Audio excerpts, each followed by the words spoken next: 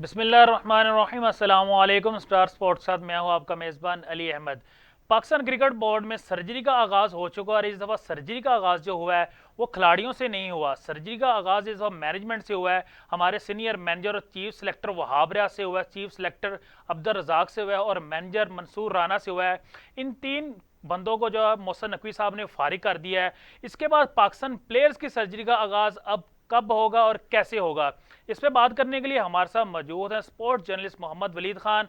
इनके पास अंदर की खबरें काफ़ी होती हैं, इनसे पूछेंगे आज आगे फ्यूचर में क्या होने जा रहा है, क्या क्या डिसीजन होने जा रहे हैं। वलीद, कैसे हैं आप? अल्हम्दुलिल्लाह अली, और सबसे पहले बहुत शुक्रिया कि आपने मुझे स्टूडियो में दावत दी है और अपने प्रोग्राम में बात करने का मौका दिया। वलीद, किस तरह देखते हैं आपको? पहले तो प्लेयर्स की सर्जरी होती थी, लेकिन इस दफ़ा मेरे ख्याल से अच्छा स्टेप है, मैनेजमेंट की सर्जरी हो गई है। वहाब रियाज, अब्दुल रज़ाक और मंसूर राना को फारिग कर दिया मोहसिन नकवी ने। किस तरह देखते हैं आप? अली, बात का आगाज़ मैं इससे करूंगा कि पाकिस्तान टीम ने जिस तरह की वर्ल्ड कप में कारकर्दगी दिखाई, बिल्कुल उसके बाद हर वर्ल्ड कप में पाकिस्तान की आप कारकर्दगी उठा के देख लें, 1992 से ले लें, वो जीते थे हम, उसके बाद 2009 तक आए, बीच में तमाम वर्ल्ड कप हमने शिकस्त का सामना करना पड़ा हमें। जी जी, और हमने हमेशा कप्तान को हटाया, बिल्कुल ऐसा हमने छुरी चलाई तो कप्तान पे चलाई, बिल्कुल इसके अलावा हमने किसी को नहीं छेड़ा। लेकिन मोहसिन नकवी का ये वाहिद दौर है कि इस दौर में उन्होंने बेस से आगाज़ किया है। आपको बताता चलूँ कि वर्ल्ड कप में जाने से पहले मोहसिन नकवी ने एक चीज़ कही थी कि इसकी जीत का क्रेडिट भी सिलेक्शन कमेटी को भी जाएगा और टीम को भी जाएगा, और शिकस्त का जिम्मेदारी भी इस टीम को लेनी पड़ेगी। तो मेरे ख्याल से वहाब रियाज और अब्दुल रज़ाक को कुछ दिन पहले बता दिया गया था कि उनको ओहदे से हटाना चाह रहे हैं मोहसिन नकवी साहब, तो आप रिज़ाइन कर दें। लेकिन दोनों ने इस चीज़ को बेहतर नहीं समझा और दोनों की सीरियसनेस आप यहाँ से अंदाज़ा लगा लें कि पाकिस्तान में सर्जरी की बातें हो रही हैं, पोस्टमार्टम की बातें हो रही हैं क्रिकेट में, लेकिन दोनों खिलाड़ी इस टाइम वर्ल्ड चैंपियंस लीग खेल रहे हैं। बिल्कुल, ये उनकी संजीदगी का अंदाज़ा है। आपने एक क्रिकेटर रिटायर होता है, आप उसको उठा के क्रिकेट बोर्ड में ले आते हैं। आपका माजी का एक्सपीरियंस देख लें, मिसबा रिटायर हुआ, कोचिंग में आ गया, हफीज़ रिटायर हुआ, डायरेक्टर आ गया, वहाब रिटायर हुआ, सेलेक्टर आ गया। तो मेरे ख्याल से जो है इनको वक्त देना चाहिए, इनको डोमेस्टिक के साथ अटैच करना चाहिए। ये डोमेस्टिक में जाएं, टीमों के साथ अटैच हों, फिर आएँ पाकिस्तान टीम के लिए। लेकिन यहाँ पे हमने देखा कि मोहसिन नकवी साहब एक एडवाइज़र्स पे चलते हैं। वो उन्होंने खुद भी बहुत दफ़ा कहा है कि जी मेरे जो एडवाइज़र्स हैं ना, मैं उनकी एडवाइजेस पे चला रहा हूँ क्रिकेट बोर्ड, मुझे तो क्रिकेट का कुछ पता ही नहीं है। अच्छा वलीद, यहाँ पे मैं ये कहना चाहूँगा कि वहाब रियाज ने जब उनको फारिग किया गया तो उनका ट्वीट है उनको कि यार सिलेक्शन कमेटी में मैं अकेला नहीं था, यहाँ अब्दुल रज़ाक नहीं थे, और भी लोग थे, 7 मेंबर थे सिलेक्शन कमेटी में, और आपने सिर्फ हमें फारिग कर दिया है। अगर हम सच बोलना शुरू होंगे तो फिर काफ़ी चीज़ें बाहर आ जाएंगी। मेरा ख्याल है वहाब रियाज का ट्वीट बिल्कुल दुरुस्त है। जी जी, और अब्दुल रज़ाक का ट्वीट भी बिल्कुल दुरुस्त है। जब आपने 7 लोगों को इक्वल पावर्स दिए ना, तो फिर वो 2 पे कोई वीटो कर सकता है? एक बंदा तो फैसला नहीं ना कर सकता। वो 2 हैं और उधर 5 लोग हैं, तो वो 5-2 को वीटो कर दें। तो उन्होंने किया क्यों नहीं वीटो? क्या वहाब रियाज इतने स्ट्रॉन्ग थे? जी जी, सवाल है ना, क्या वहाब रियाज इतने स्ट्रॉन्ग थे? क्या मोहसिन नकवी ने पहले वहाब रियाज को अपना बगल बच्चा नहीं बनाए रखा? बिल्कुल ऐसे ही है, बनाए रखा। आप सीएम शिप से उठा लें वहाब को, और आज तक क्रिकेट बोर्ड तक मोहसिन नकवी के लाडले रहे हैं। तो जब मोहसिन नकवी ने खुद उनको परवान चढ़ाया, मुझे तो डर ये है कि वहाब को कोई और ओहदा ना दे दें क्रिकेट बोर्ड में, जो कि अभी गुंजाइश बन रही है बड़े ओहदों की, तो वो किसी ओहदे पे वहाब को तैनात करके फिर दोबारा फेवरेट्स में ना ले आए। तो वहाब रियाज को फिक्रमंद होने की ज़रूरत नहीं है। वहाब रियाज के लिए मोहसिन नकवी आज भी सॉफ्ट कॉर्नर कहीं ना कहीं रखते होंगे, और वहाब रियाज को जिस तरह पिछले 3 साल से मोहसिन नकवी ने साथ रखा, जिस तरह उनको चलाया, तो वो मोहसिन नकवी का शुक्रगुजार होना चाहिए। तो वहाब ने एक ट्वीट किया, जी मैं 6 की जिम्मेदारी मैं क्यों लूं, और उसके बाद उनका अगला ट्वीट आया, जी थैंक यू सो मच, और वो सारा कुछ। तो इसका मतलब है कि उन 2 ट्वीट्स के बीच में जो टाइम गुजरा, उसमें कहीं ना कहीं तो क्रिकेट बोर्ड से फोन गया होगा ना, उनकी बात हुई है कहीं ना कहीं उस टाइम के अंदर, वही कहीं ना कहीं से तो फोन गया होगा ना उनको। जब उनको फोन चला गया होगा तो ऑब्वियसली वो बेचारे एक अब्दुल रज़ाक साहब रह जाएंगे। अब्दुल रज़ाक साहब को उन्होंने मेंस क्रिकेट की सिलेक्शन के बेस पे वुमेन से भी हटा दिया। तो ये समझ नहीं आ रही क्रिकेट बोर्ड किस तरफ चल रहा है। आपने डोमेस्टिक क्रिकेट का पूरा साबिक खिलाड़ियों को बुलाते हैं, उनको डोमेस्टिक क्रिकेट की पूरी डॉक्यूमेंट्री दिखा देते हैं। बात आपने वर्ल्ड कप की करनी है, उनसे पाकिस्तान टीम की करनी है, आप उनको डॉक्यूमेंट्री दिखाते हैं डोमेस्टिक क्रिकेट की, उसके बाद आप उनको बताते हैं कि यार ये हमारा प्रपोजल है डोमेस्टिक क्रिकेट का। बात आपने वर्ल्ड कप की टीम परफॉर्मेंस पे करनी है।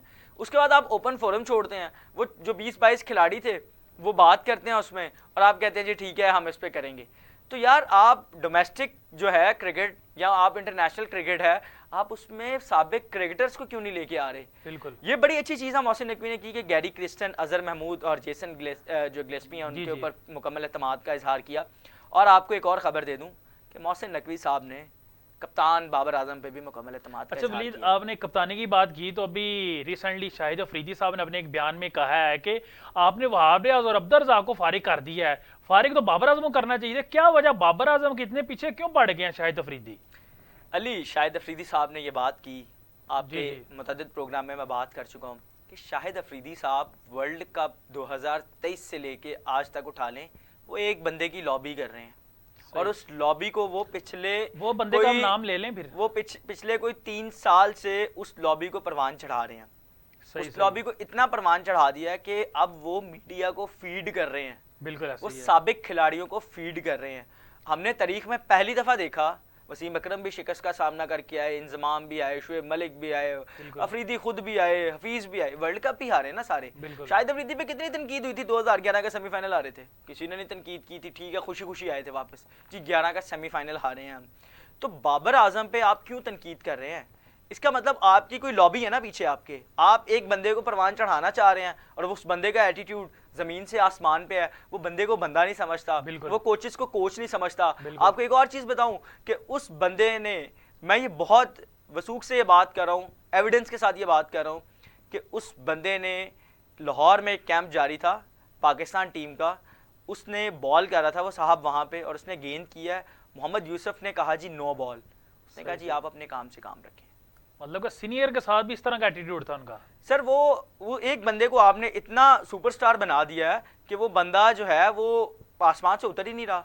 आप उसकी बॉलिंग उठा के देख लें, पिछले वर्ल्ड कप से देख लें 2023 से, जब से वो इंजरी से वापस आए हैं, क्या उनकी बॉलिंग परफॉर्मेंस है। अच्छा वलीद, मैं आपको इंटरप्ट कर रहा हूँ, क्या वजह है, क्या रीज़न है? ये वही प्लेयर्स हैं जब बाबर आजम के साथ बहुत ज़्यादा गुले मिले थे और ये ट्रेंड चलाते थे कि जी सोचना मना है, तो क्या वजह, आपके पास अंदर की खबर होगी कि इनके आपस में इतनी मतलब कि लागतबाजी कैसे आ गई है? कोई एक दूसरे के साथ मिलते भी नहीं है, एक टीम में खेल रहे हैं तो ग्रुपबंदी इन्होंने शुरू कर दी है, क्या रीज़न है?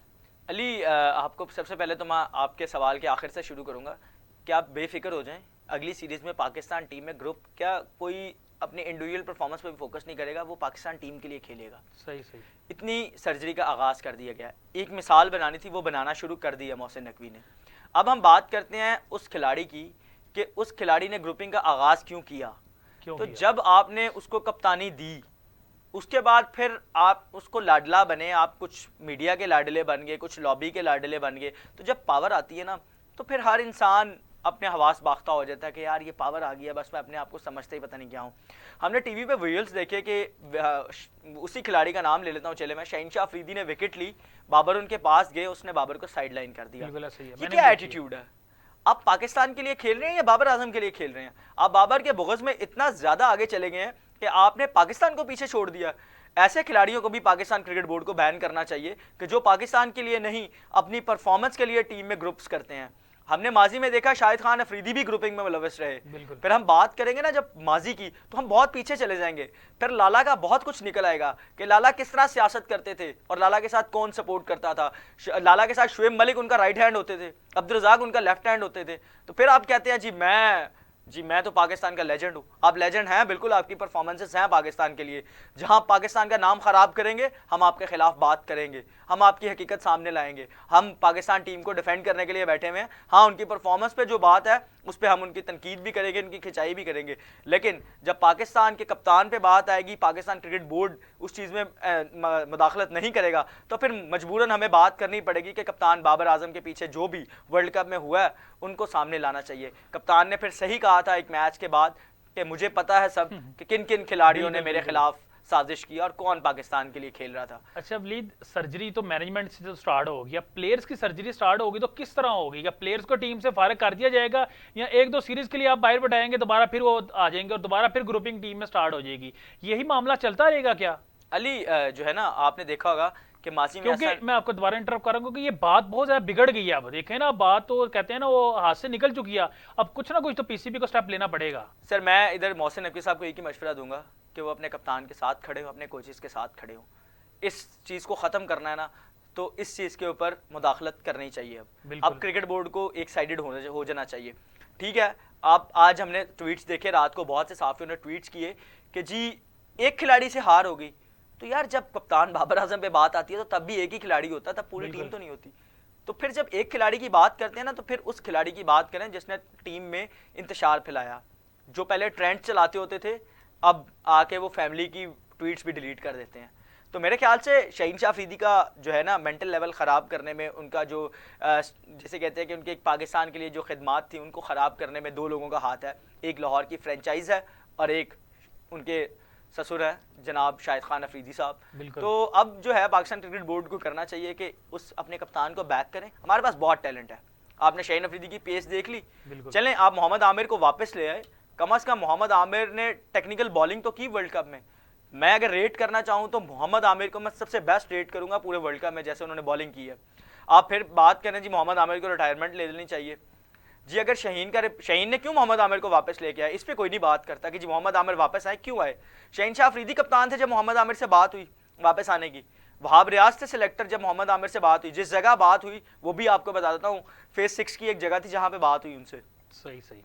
तो जब आप इमाद वसीम मोहम्मद आमिर से बात करते हैं ना वापस आने की, तो इसका मतलब ये होता है कि आप वहाँ पे जो है ये अपना, आपको पता है कि मेरा स्टेमिना खत्म हो गया हुआ है, जी। मैं अब उस तरह रिदम में बॉल नहीं कर सकता।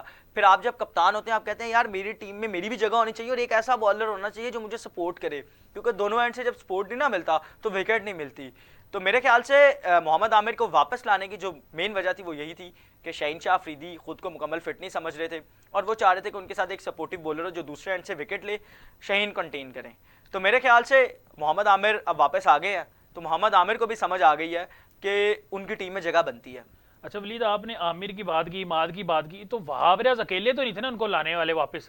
वो 7 सिलेक्टर में जो और थे वो भी उनके साथ शामिल थे, मोहसिन नकवी साहब भी शामिल थे, क्योंकि एक बंदा तो इन प्लेयर्स को वापस नहीं ला सकता। अली आप फिर बात खिलवाना चाह रहे हैं असल में जो माजी में मैं तो ये चाह रहा हूँ कि आप खुल के बताएं। सर एक मीटिंग हुई DHA फेज 6 में। सही। उसमें वहाब रियाज शामिल थे। अच्छा। साबिक विकेट कीपर बैटर शामिल थे जो कि उस वक्त के सिलेक्टर थे। आपके डायरेक्टर इंटरनेशनल शामिल थे। सही। और एक और खिलाड़ी शामिल थे, उनका मैं नाम नहीं लेना चाहूंगा। मतलब कि ये खुद गए उनके पास, वो इनके पास ही नहीं है कि आप हमें टीम में लेके आए। सर स्टोरी पूरी सुन लें। उनकी जगह पे बैठे हुए थे ये एक साबिक खिलाड़ी की, वहाँ पे इन्होंने एक खिलाड़ी को बुलाया और उनसे डिस्कस की ये चीज़ें। जब उनसे डिस्कस की, उनको रिटायरमेंट वापस लेने पे कहा गया, तो उन्होंने कहा कि ठीक है यार हमें भी ज़रूरत है, आपको भी ज़रूरत है, हम म्यूचुअल अंडरस्टैंडिंग से खेल लेते हैं। वो खेले, वहाँ पे बैठ के फैसला हुआ कि अब्दुल रज़ाक साहब को किस कैटेगरी में शामिल किया जाए क्रिकेट बोर्ड के साथ। सही। और वहाब रियाज उसमें टॉप पे थे, सारे फैसलों में वहाब रियाज का रोल होता था। तो मैंने जैसे शुरू में बात की कि मोहसिन नकवी का एक बगल बच्चा था, अब वो मोहसिन नकवी शायद उसको पसंद नहीं करते या अवामी प्रेशर कह ले, उसके ऊपर मोहसिन नकवी ने ये एक्शन लिया। क्योंकि मोहसिन नकवी एक बात है कि वो असूल पसंद आदमी है, वो कभी भी ये नहीं चाहेंगे कि पाकिस्तान का बुरा हो, पाकिस्तान क्रिकेट बोर्ड का बुरा हो, पाकिस्तान क्रिकेट पीछे जाए। तो मेरा नहीं ख्याल कि मोहसिन नकवी कभी भी पाकिस्तान क्रिकेट बोर्ड का बुरा चाहेंगे या किसी और का बुरा चाहेंगे। पाकिस्तान की बेहतरी के लिए वो फैसले कर रहे हैं और बेहतर फैसले कर रहे हैं। अभी जा रहे हैं हम छोटे से ब्रेक पे, मिलते हैं एक ब्रेक के बाद।